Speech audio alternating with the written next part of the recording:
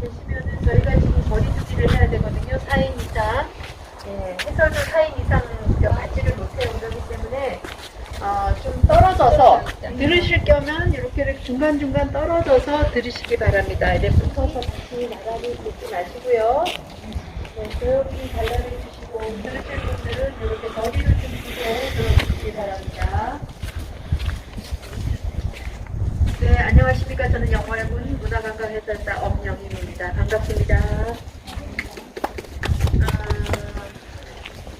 이곳은 뭐 여러분들이 잘 아시다시피 조선 6대 단종 임금님이 유배를 오셨던 장소이죠. 청명포라고 합니다. 풀을 청말글령 포구포. 사시사철 말고 푸르물이 흐른다는 뜻인데 삼면이 강으로 둘러져 있고 서쪽 방향만 아주 깎아지른 절벽으로 일명 도산이라고 말하는데 칼같이 뾰족뾰족한 그런 도산이라고 해서 뭐 빠져나갈 수도 없는 그런 그 감옥과도 같은 이런 곳에 단종 임금님께서 유배를 오셨습니다. 이렇게 오시게 된 배경이 그 단종 임금님은 태어나시자마자 어머니 현도광후 권씨가 산후병으로 돌아가셨어요. 하루 만에 돌아가셔서 그 할머니가 키워주시는데 할머니가 무엇인가 하면은 우리나라 한글을 침체하시고 한시계 물시계에 다 주관하셨죠. 세종대왕 조선 4대 임금님 세종대왕의 부인이신 조선광후 신씨가 임금님을 인도했습니다.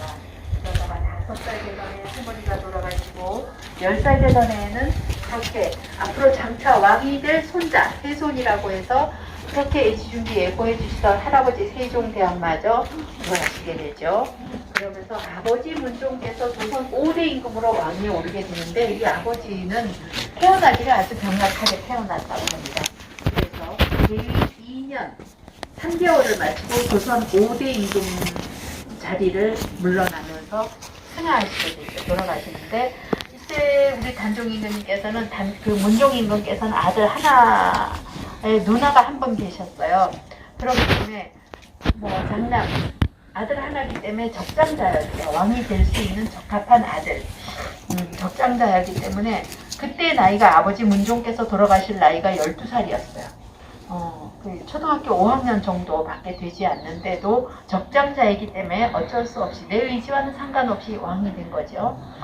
그러다 보니 뭐 모든 정치가 아무것도 모르잖아. 초등학교 5학년이면. 그러다 보니까 대신들 신하들에 의해서 정치가 좀 오락가락하는 것이 보였었나 보죠. 아무래도 나이도 다 있고 권력 그 정치에 막 눈이 밝은 사람들이 자기 의견을 다 내놓을 거 아닙니까? 이것을 본 작은아버지 수양대군이 있었습니다. 이 우리 조선 건국을 어떻게 이뤄놓은 건데 하루아침에 제 대신들이 신하들이 우리나라를 말아먹겠다. 뭐 그런 생각도 있었겠지만 가장 중요한 거는 내가 한번 해보겠다라는 그런 생각이 더 컸죠. 예, 욕심이 났던 거지. 권력 욕심이 나서 1453년에 계유정난이라는 난을 일으키는데 자신은 실질적으로 나서진 않습니다. 한병회와 권람 등 주변 인물들을 내세워서 이 계유정난을 일으키면서 그때가 1453년 10월 10일이죠. 이렇게 해서 내가 이 나라의 어지러운 난을 평정했다라고 하면서 정난 공신이 되면서 그때부터 모든 실권을 장악하게 된 것입니다. 그러면서 계유정난으로 인해 단종 임금님의 최측근들 한 70여 명을 죽입니다. 이게 김정서 대표적인 목표 그런 실제로 목을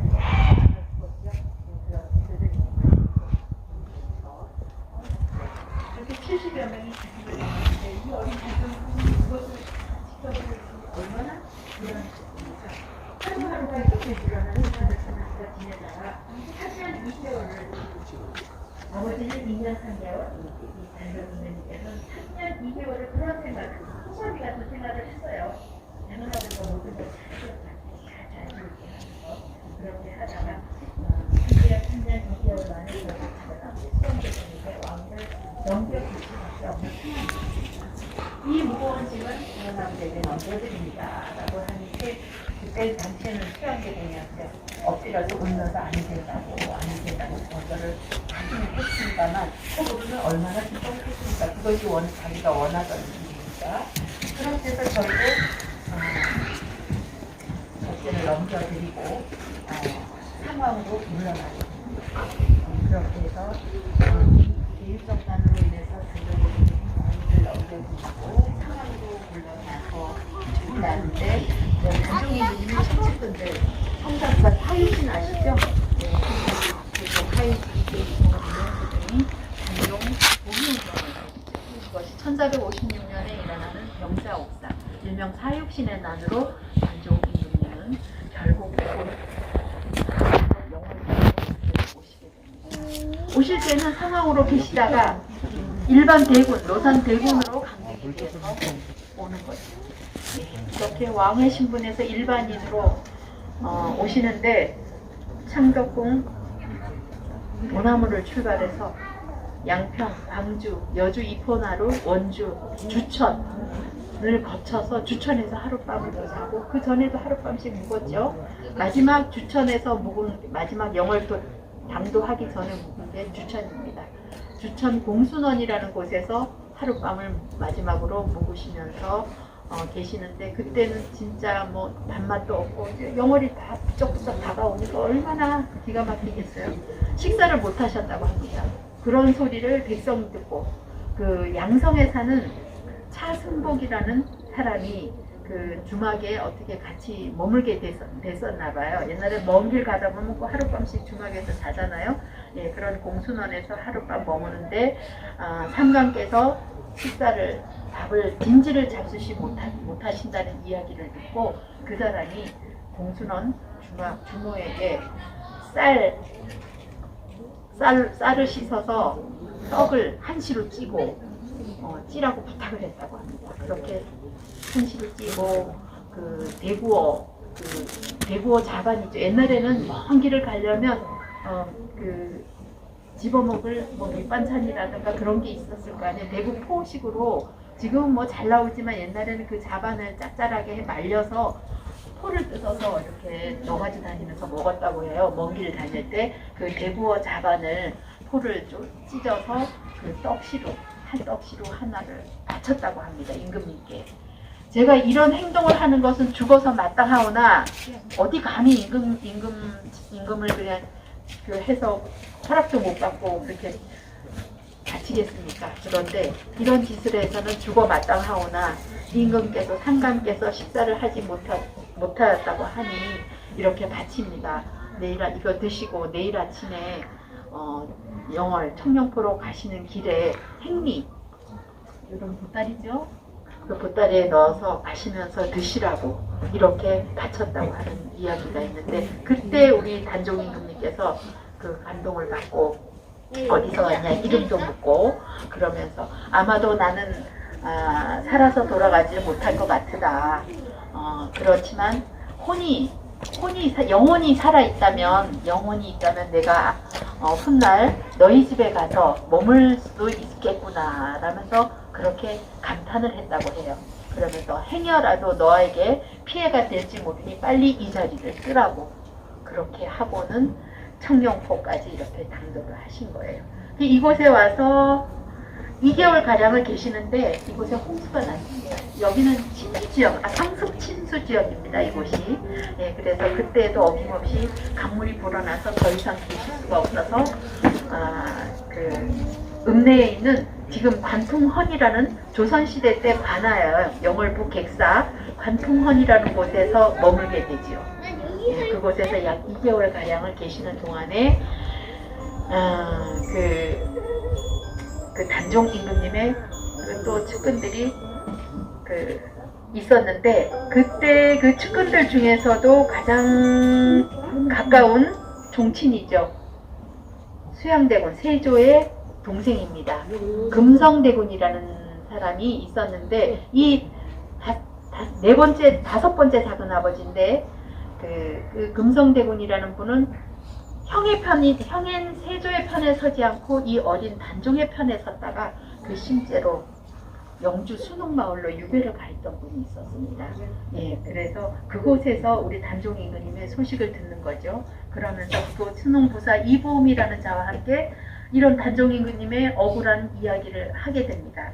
대화가 통했겠죠, 이보음 부사와. 그러니까 그럼 우리가 여기서 2차 복위 운동을 한번 벌여보자.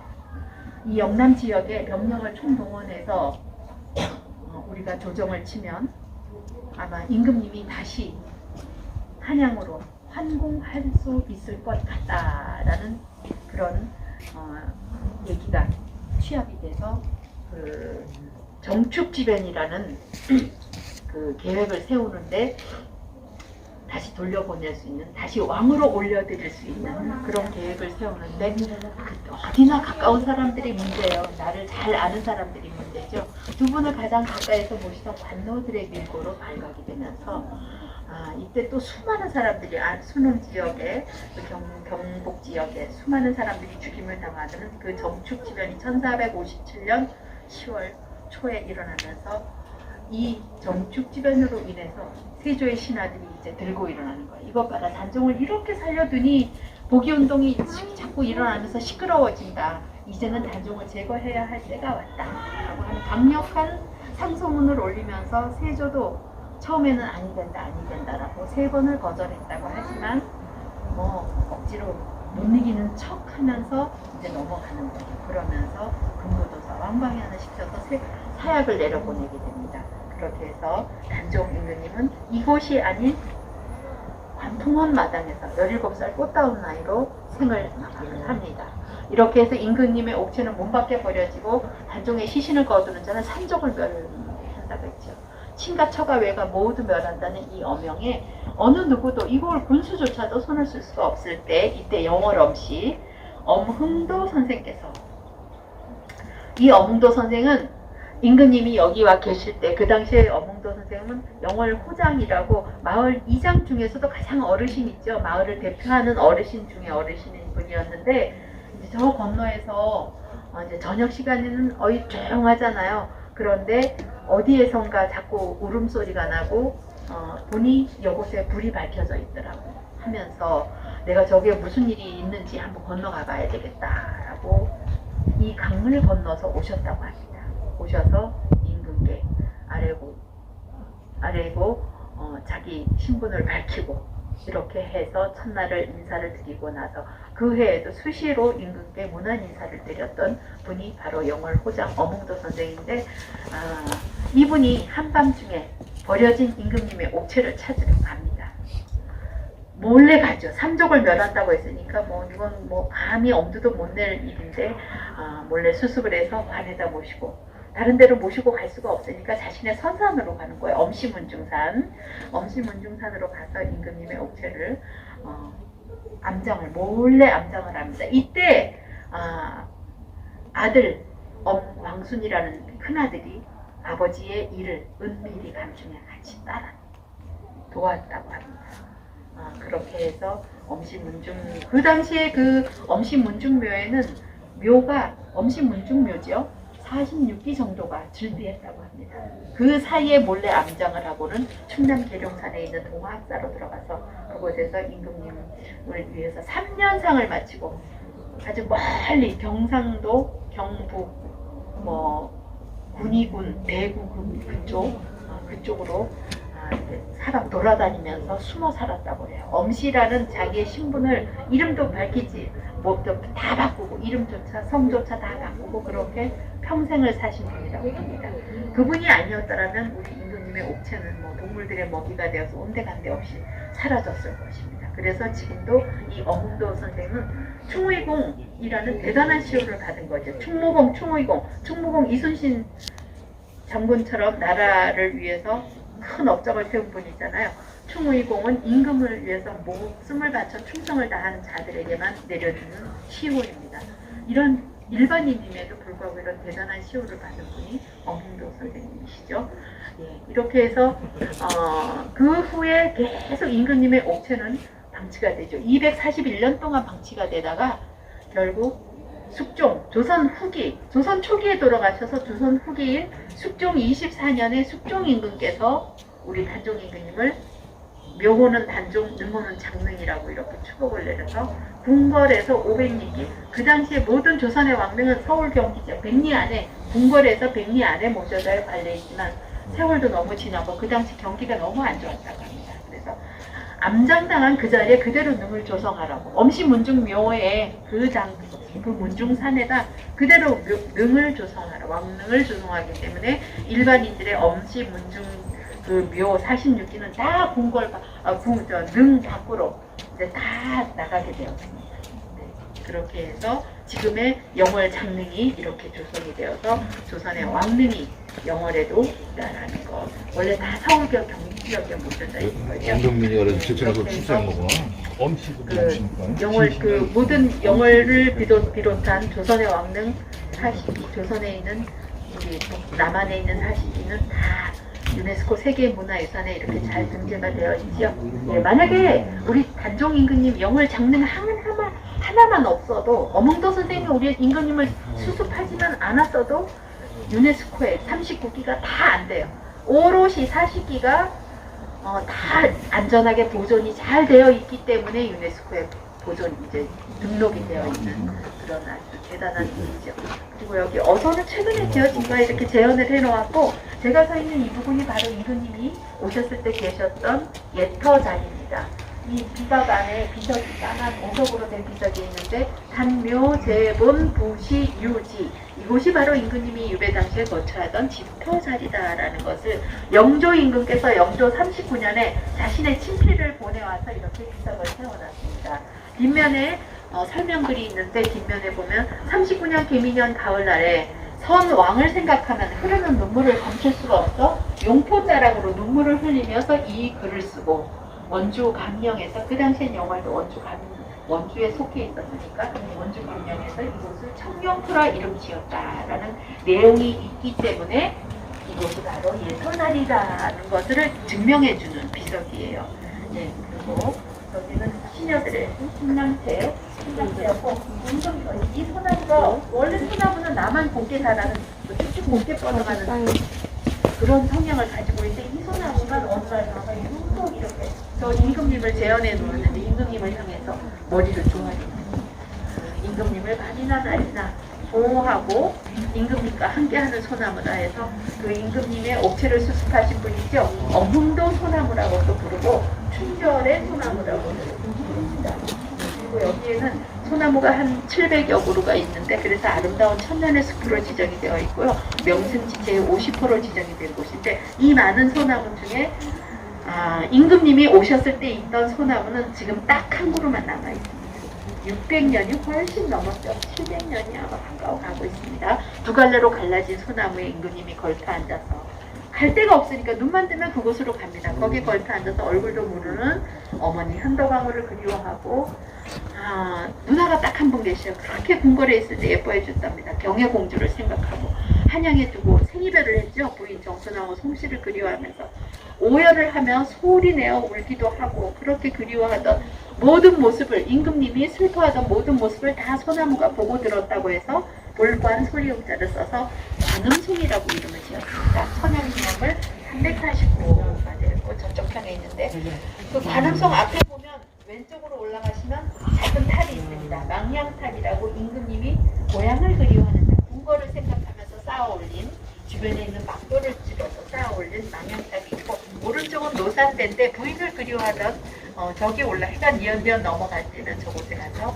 부인 정순왕후 송씨를 그리워하던 곳인데, 지금은 이게 뭐 길을 좀 다시 보수 작업이 들어가서 막아놨습니다. 그리고 마지막 저 끝에 화장실이 있는데, 끝에 가보면 화장실 가기 직전에 비석이 하나 있어요. 금표미라고 하는데, 이 금표미는 어디에나 가면은 초입에 세워지는 거예요. 그럼 금표비가 있는 곳에 이렇게 한문으로 금표비라고 쓰는데, 이곳에는 뭔가 중요한 것이 있다라고 보시면 돼요. 어디 가시도. 저거는 영조 2년에 세워놨는데 제일 먼저 세워진 거예요. 저 금표비가 있었기 때문에 지금의 이 청룡포가 이렇게 보존이 된다고 보시면 돼요. 영조 2년이 비석을 세우면서 이곳이 그래도 그 당시에 임금님이 사시는 곳에 일반인이 들어와서 함부로 이곳을 훼손해서야 되겠느냐. 동서로 300척, 남북으로 490척. 차후에 이곳에 흙이 쌓여 땅이 된다 하여도 길이 된다 하여도 이곳에 일반인의 출입을 제한한다라는 금표비를 세워 놓았기 때문에 이곳 청룡포가 지금까지도 이렇게 보존이 되어서 여러분들의 그 임금님의 발자취를 배를 타고 오시면서 자갈밭길 건너오시면서 저기 관음성까지 임금님이 걸었던 그 자리를 지금부터는 여러분들이 천천히 그 어린 임금님을 생각하시면서 한 바퀴씩 돌아오시면 되겠고요. 여기는 지금 코로나 때문에 4인씩 거리두기 좀 하셔야 됩니다. 지금도 아까 제가 처음에는 안내 말씀을 드렸는데 이렇게 붙어 계시면 안 됩니다. 4인씩 떨어져서 어디 가셔도 한 군데 몰려다니지 마세요. 예, 천천히 다녀오시기 바랍니다. 이것으로 마치겠습니다. 감사합니다.